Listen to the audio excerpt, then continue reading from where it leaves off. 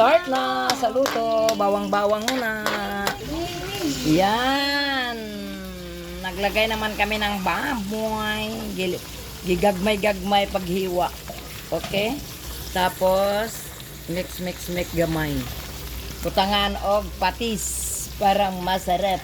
Maninamnam ang mga kalaman-laman sa mga karni-karni of mix concept. Ayan na ang lagyan din ng uyap. Ang luto namin ngayon is laing. Laing sa umaga sa pananghalian. Yan ang pananghalian naming ulam na ngayon. Gulay-gulay na ay baboy na ay uyap.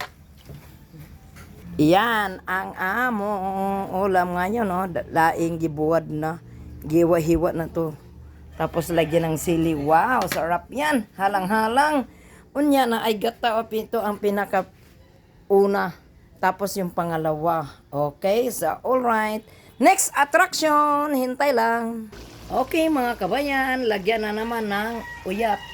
Uyap. Sa mo Bisaya, uyap. Yes.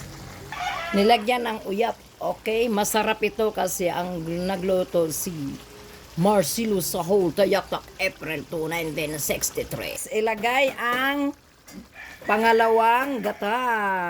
Parang masarap kasi mamaya na ang unang gata.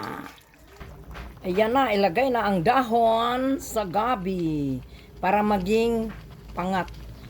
No? Agay, lagyan og sili. Agay, kalami.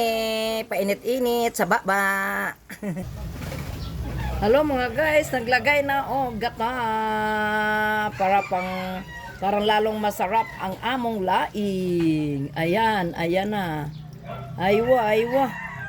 Very good. Aywa, okay sa alright. Kung gusto nyong kumain ng laing, pumunta lang kayo dito sa Butuan.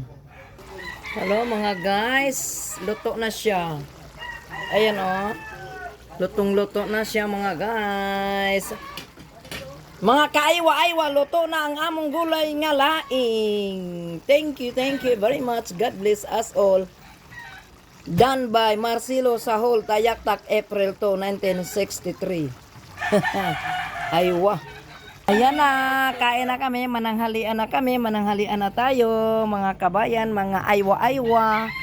Aywa, mga ka-wonders.